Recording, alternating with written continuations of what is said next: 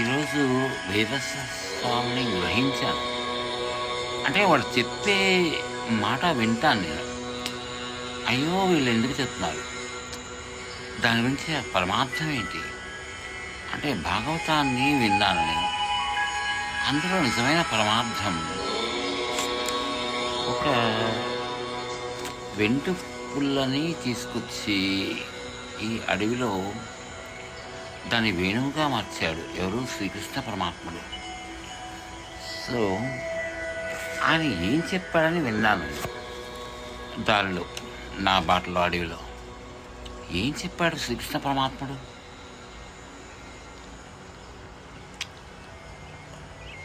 మీకు వ్యాస భగవానుడు, వేద వ్యాసుడు గురించి మీకు తెలుసా? ఆయన భాగవతాన్ని సంస్కృతంలో రచించాడు. కాకపోతే వాళ్ళ అబ్బాయి సుఖబ్రహ్మ అది ఔపాసన చేసుకొని ఒక దారిలో సరస్వతీ నదీ తీరాన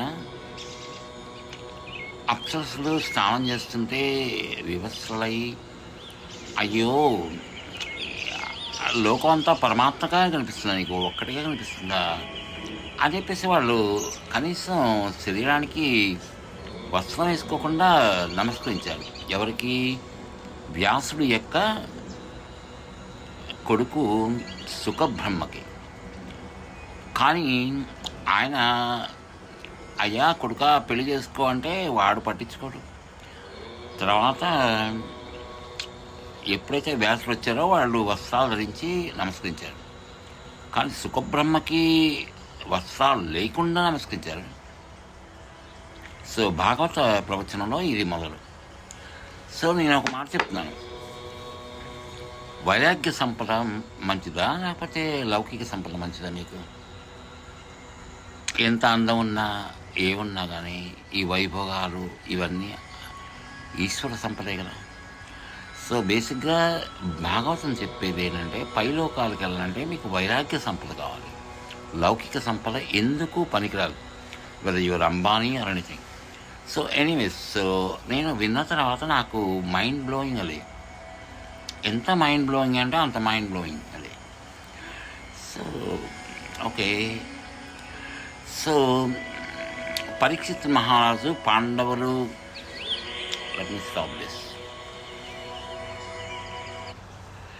పాండవులు వనవాసం అన్నీ అయిపోయినాయి, యుద్ధాలు అయిపోయినాయి, అన్నీ అయిపోయినాయి, మొత్తం అన్నీ, ఎవ్రీథింగ్ ఈజ్ గాన్. చివరికి ఏం జరిగింది?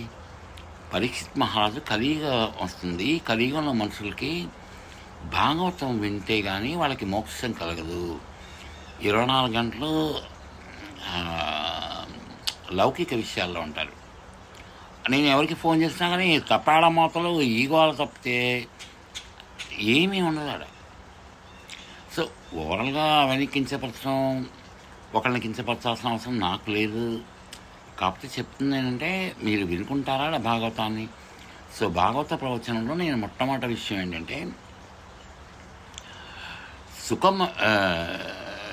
అదే వ్యాస మహర్షి కొడుకు సుఖబ్రహ్మ సౌనకాది మహర్షులతో పరీక్షిత్ మహారాజుకి ఏం చెప్పాడు?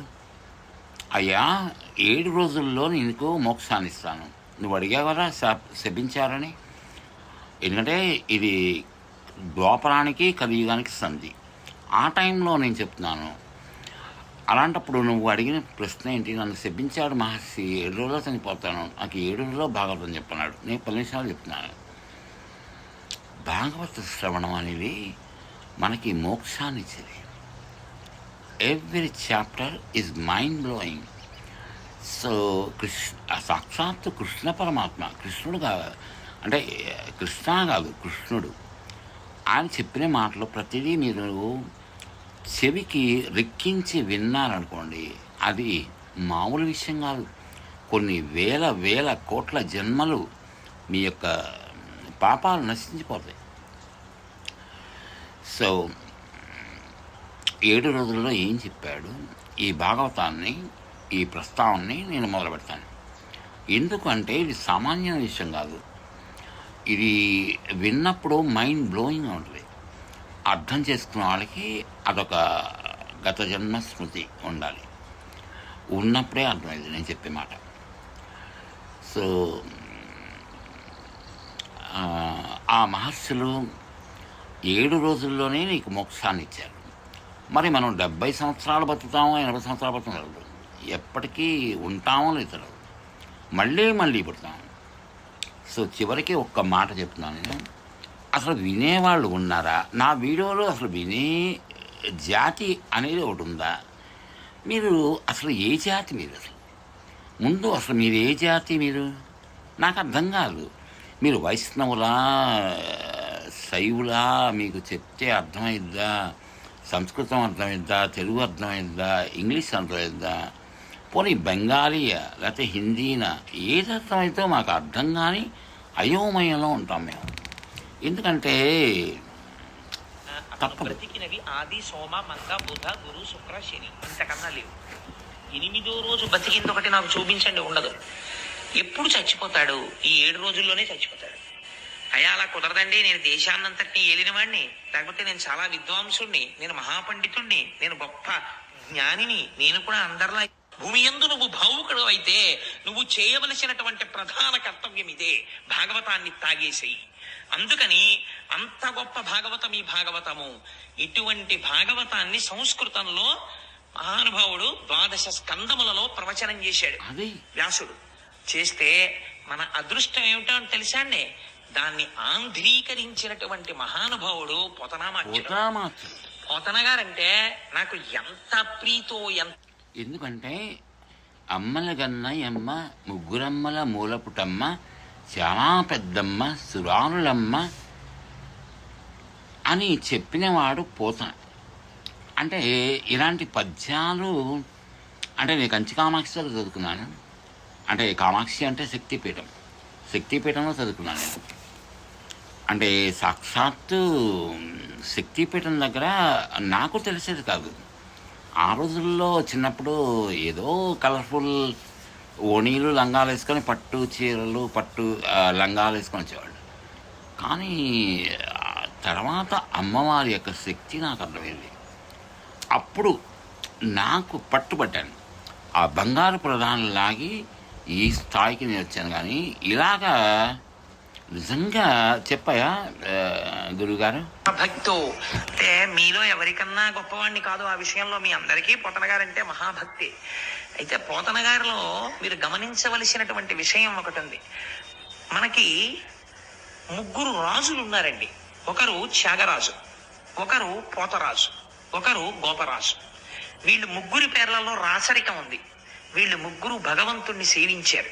సేవించి మాకు ఈ దిక్కుమాల రాచరికం అక్కర్లేదని తీసి అవతల పారేసి గోపరాజు గారేమో సాక్షాత్తుగా రామదాసు గారు అయిపోయారు.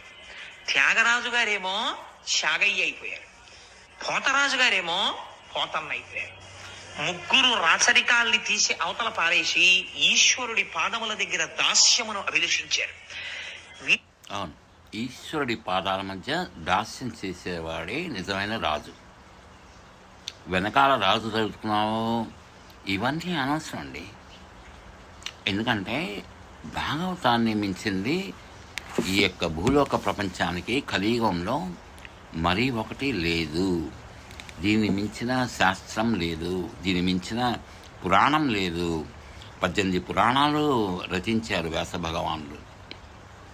కానీ ఏది ఉపయోగపడింది చెప్పండి?